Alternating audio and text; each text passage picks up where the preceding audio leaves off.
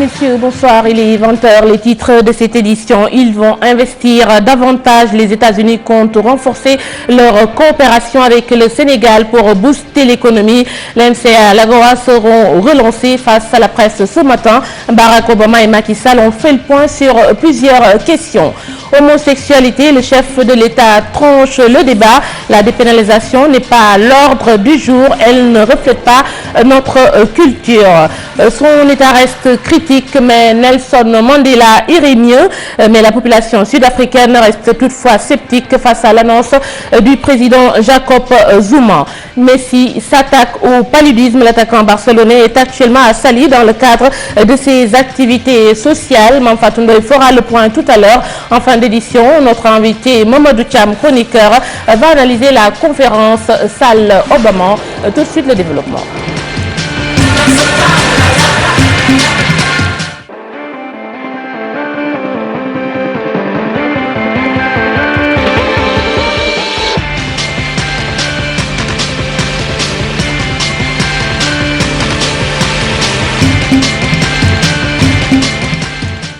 Bonsoir à tous. Ouvrir les perspectives économiques avec le Sénégal, c'est le souhait du président américain en conférence de presse conjointe ce matin avec son homologue sénégalais.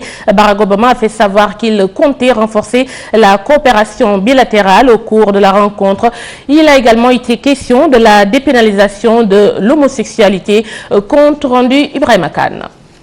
Le Sénégal, un modèle de démocratie en Afrique aux yeux de Barack Obama.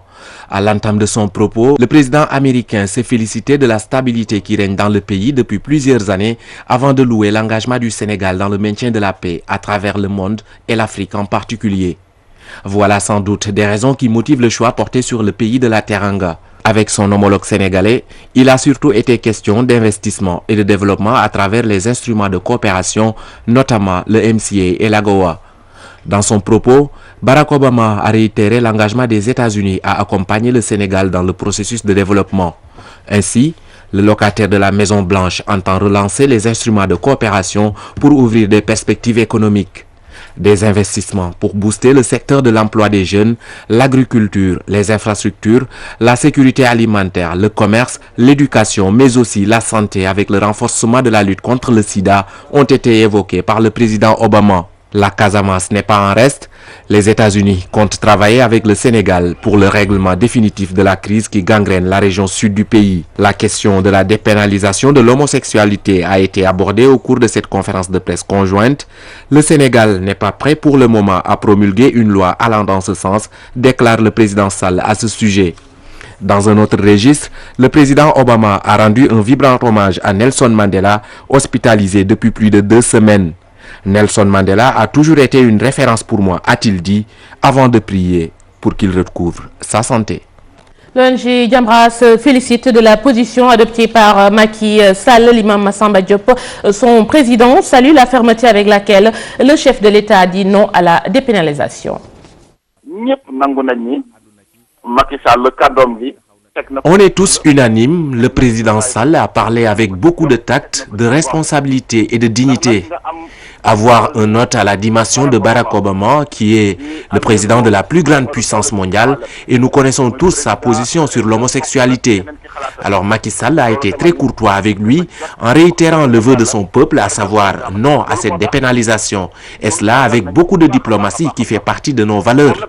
Franchement, nous remercions le président Sall.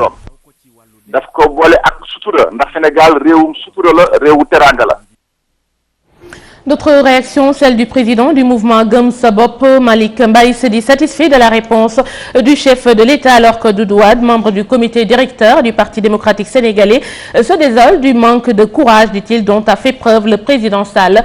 Sur cette question, ils sont au micro de Fatou Bintou Conté, caméra à Lundiagne.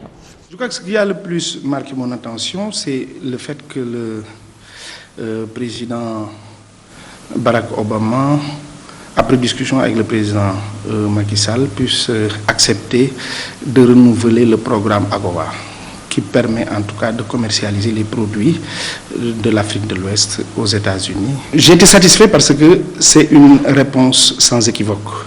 C'est une réponse qui dit que il y a des questions d'ordre général qui concernent l'ensemble des nations mais il y a des questions que l'on traite selon notre société et selon notre religion. Je crois qu'en disant cela et en disant que la dépénalisation de l'homosexualité n'est pas à l'ordre du jour, ne sera pas fait au Sénégal, je pense que, en tout cas, il a clos un débat. Ce qu'il faudra dire, c'est que c'est des questions qu'il faudra régler au-delà. Je crois que le président de la République a montré maintenant la position de l'État, la position de son gouvernement. C'est la raison pour laquelle il dit pour le moment. Parce que lui, il est là pour le moment. Nos relations avec les États-Unis, le président Obama n'est pas venu avec quelque chose d'intéressant. Bill Clinton avait son AGOA qui pose des difficultés. Nous sommes à 2 années, il faut le revoir pour savoir si ça va être reconduit ou pas, mais ça n'a pas produit grand-chose. Le Sénégal a une position avec les États-Unis qui n'est pas très enviable sur le plan commercial. Il est le 135e partenaire des États-Unis. Et nous avions connu un boom en 2002 avec l'AGOA et probablement à l'exportation du textile, mais depuis, les chiffres sont en baisse. Pas grand-chose. Alors, ce que nous avons aujourd'hui de concret, qu'on le veuille ou pas, c'est le Millennium Challenge Accent. Je vous avoue que j'ai été profondément déçu par la réponse du président Macky Sall. Pour la seule raison, la seule et simple raison, Macky Sall reçoit le chef de l'État américain. Qu'il soit le chef de l'État le plus puissant du monde, il le reçoit chez lui.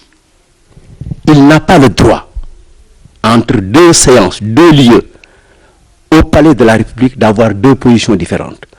Autant sa position en Conseil des ministres a été tranchée pour nous dire que jamais, sous mon magistère, je vais dépénaliser l'homosexualité.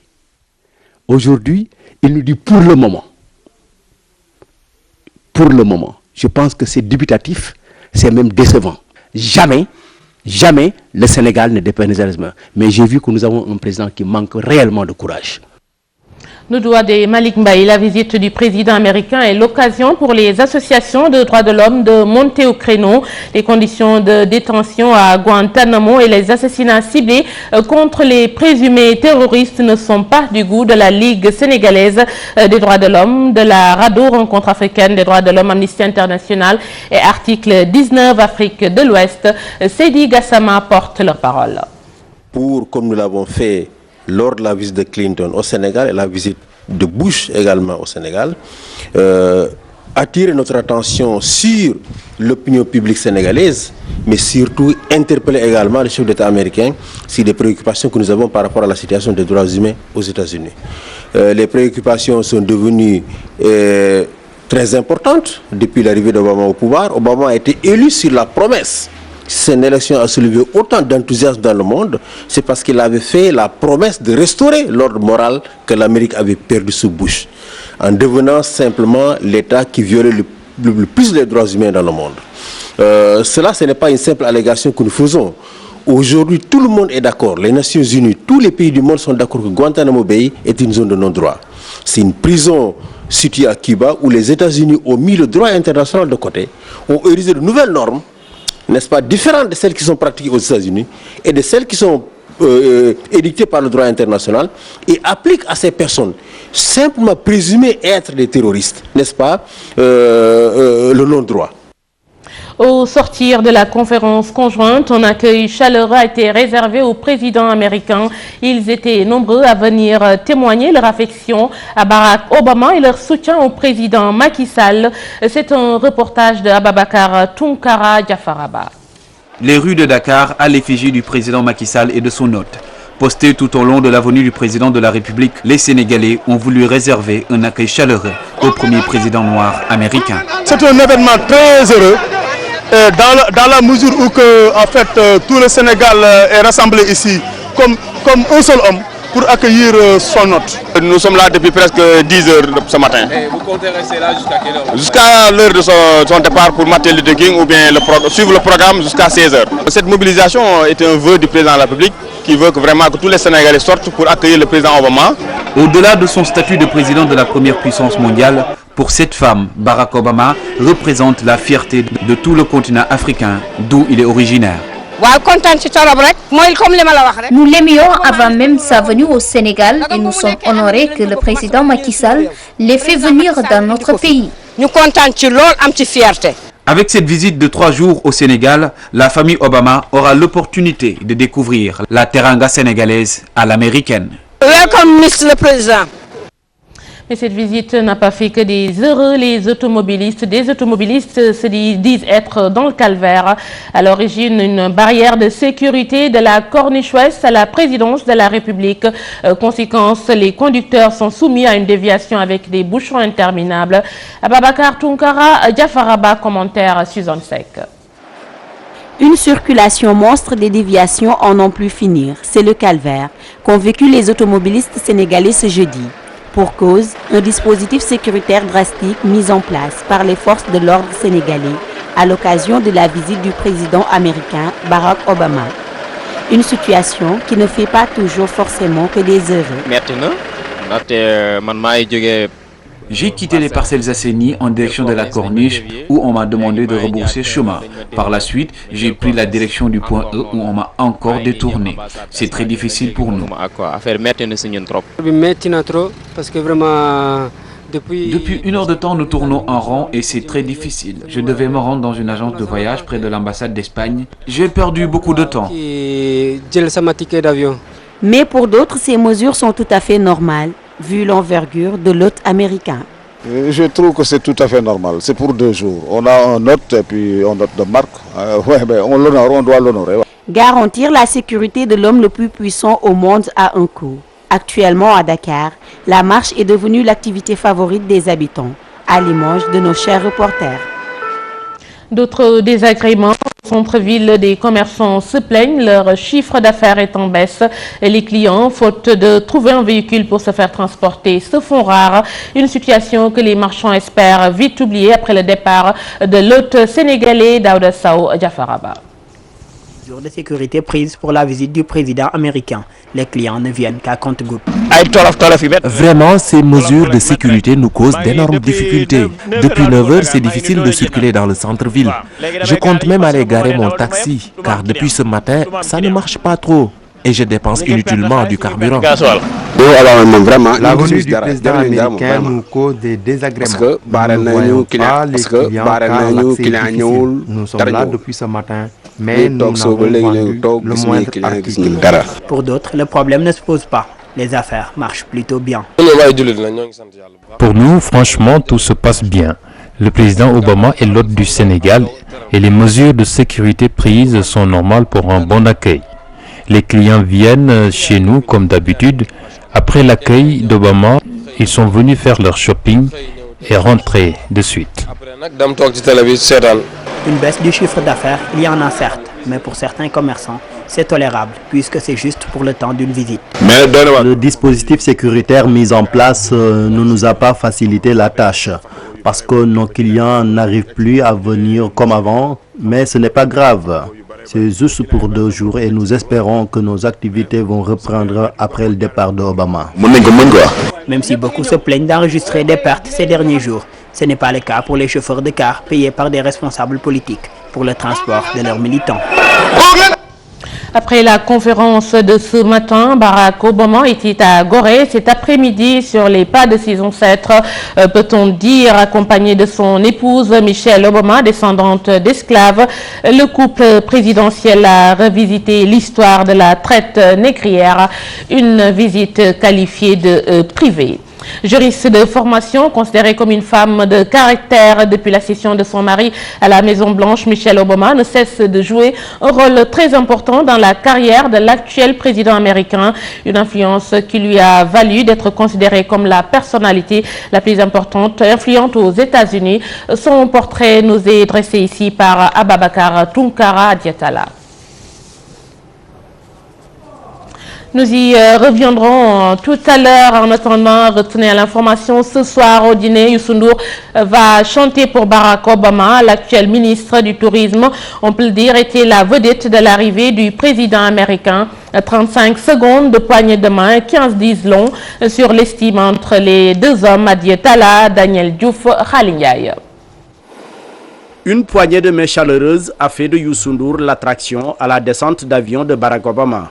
Le président des États-Unis a dit toute sa fierté pour le ministre du Tourisme qui s'est senti honoré. J'ai eu aussi un plaisir personnel quand il m'a parlé de ma musique, de mon parcours et tout. Mais je dis que c'est un grand jour pour le président Macky Sall. C'est un grand jour pour l'Afrique.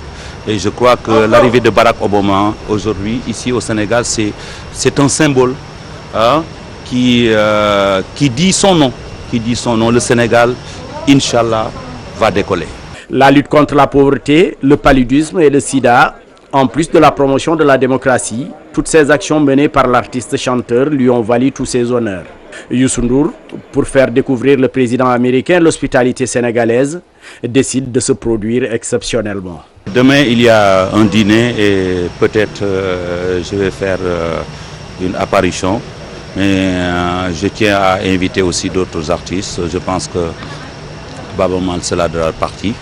Et nous essayerons, soft, parce que c'est un dîner, de faire quelque chose. J'espère pouvoir interpréter quelque chose. En tout cas, avec l'autorisation du président de la République, dans le cadre de ce dîner, nous pourrons peut-être agir artistiquement. Outre Barack Obama, George Bush, Bill Clinton, sous leur magistère, et Nelson Mandela, pour ne citer que ceux-là, ont eu un tête-à-tête avec Youssou Ndour dans sa carrière musicale. Il va chanter, il a dit ce soir, pour le président américain. Juriste de formation, nous parlons de Madame Obama, considérée comme une femme de caractère depuis l'accession de son mari à la Maison-Blanche. Michelle Obama ne cesse de jouer un rôle très important dans la carrière de l'actuel président. Actuellement, Madame est considérée comme la personnalité la plus influente des États-Unis. Son portrait nous est dressé par Ababakar Tunkara. S'il y a bien une personne en qui Barack Obama a entièrement confiance, c'est bien Michelle Obama. De son vrai nom, Michelle Robinson, cette femme charismatique de 49 ans est née un 17 janvier 1964 à Chicago, Illinois. L'épouse de l'homme le plus puissant au monde a grandi dans le quartier de South Shore où elle a étudié à l'université de Princeton, à la faculté de droit de Harvard, dont elle est diplômée en 1988. Elle se spécialise alors dans le marketing et la propriété intellectuelle. Elle rencontre Barack Obama alors qu'ils sont les deux seuls Afro-Américains du cabinet d'avocats Sidley Austin, où elle deviendra même la patronne de l'actuel 44e président des États-Unis. Ils se marieront le 30 octobre 1992. En 1993, elle devient directrice générale du Chicago Office of Public Aid, association à but non lucratif. En 2002, elle commence à travailler pour l'hôpital de l'Université de Chicago où elle développe le centre de services communautaires. Au fil des années, Michelle Obama a su s'imposer à la Maison-Blanche. Désormais, elle est considérée comme la personnalité la plus influente aux États-Unis. En 2010, Forbes la classe au premier rang de la liste des femmes les plus influentes au monde. Sa cote de popularité aux États-Unis a même atteint 65% contre 40% pour son mari. Lors de la dernière campagne présidentielle, elle s'est beaucoup investie pour la réélection de Barack Obama. Considérée comme conseillère officieuse de Barack Obama et souvent critiquée pour son influence grandissante sur son mari, Michelle a tenu bon. Selon la presse américaine, elle serait même intervenue sur certains dossiers chauds comme la question de la réforme de la santé en conseillant à son mari de conserver une droite ligne sur cette question plutôt que de transiger avec les républicains. Sorte de mère en chef, la descendante d'esclaves a très vite trouvé sa place dans un juste milieu entre la tradition à la Laura Bush et l'activisme politique à la Hillary Clinton. Barack Obama l'appellerait même sa conseillère en chef, selon Christopher Anderson, et à ce dernier d'ajouter qu'il ne prend aucune grande décision sans la consulter. Selon la même source, Barack Obama n'était pas chaud pour le fameux slogan Yes, we can. Elle le trouvait bien, il l'a adopté. Il envisageait de nommer Hillary Clinton à la vice-présidence, elle le lui a déconseillé. Il hésitait sur le profil du candidat à placer à la tête de la Cour suprême. Elle lui a suggéré une femme issue de la minorité hispanique. Il a nommé Sonia Sotomayor. Si le Sénégal et le président Macky Sall comptent sur le soutien de Mr. Obama, il devra également séduire cette femme. Preuve que derrière chaque grand homme, il y a une grande dame. En visite au Sénégal, le couple Obama est aussi venu en compagnie de ses deux filles, Sacha et Malia. Portrait de ces deux belles demoiselles à l'éducation stricte avec Marie-Christine Mendy. Elles répondent au nom de Malia Anne et Natacha, dénommées Sacha. Elles, ce sont les deux filles de l'homme le plus puissant au monde, Barack Obama. Malia, l'aînée, est âgée aujourd'hui de 15 ans. sa petite sœur de 12 berges. Éduquées dans le respect et la tradition, les héritières de Michelle et du président des États-Unis ont reçu une éducation à l'ancienne. Chez les Obama, on ne dit pas de gros mots, on demande le droit de regarder la télé et on n'interrompt pas les grandes personnes quand elles parlent. La première dame des États-Unis a établi des règles claires pour ses filles. Il s'agit entre autres pour Malia de n'utiliser son téléphone que le week-end. Les petites filles Obama ne peuvent regarder la télévision ou utiliser leur ordinateur que pour faire leurs devoirs pendant la semaine. Les enfants du couple le plus influent au monde doivent faire la lessive, même si elles ont un personnel dédié aux tâches ménagères de la Maison Blanche. Aujourd'hui, ces deux filles demeurent les plus jeunes résidentes de la Maison Blanche depuis une génération. L'actualité internationale avec des nouvelles de la santé de Nelson Mandela. Il irait mieux selon le président sud-africain, même si son état reste critique. Cette amélioration annoncée par Jacob Zuma n'a pas convaincu la population en Afrique du Sud. Les détails avec Chérif Dia. Je ne peux que répéter que papa est dans un état critique. Tout peut arriver d'un instant à l'autre. Cette déclaration de Makazue, fille aînée de Nelson Mandela, révèle de la gravité de l'état de santé de son père, hospitalisé à Pretoria depuis le 8 juin. C'est dire que la famille de Nelson Mandela, tout comme le peuple sud-africain, s'attendent maintenant au pire. Les dernières nouvelles venant de la Mediclinic Heart Hospital sont loin d'être rassurantes. On apprend de Jacob Zuma que le héros de la lutte anti-apartheid est sous assistance respiratoire. Une situation qui a obligé le président sud-africain à annuler sa visite au Mozambique. Maintenant, la famille semble tout laisser entre les mains de Dieu si l'on en croit toujours sa fille aînée. Dans son intervention au journal de midi de la télévision publique SABC, Makazue a déclaré, je cite, que seul Dieu sait quand ce sera l'heure. Nous allons attendre avec lui, avec papa, tant qu'il est encore avec nous, ouvrant les yeux et réagissant au toucher.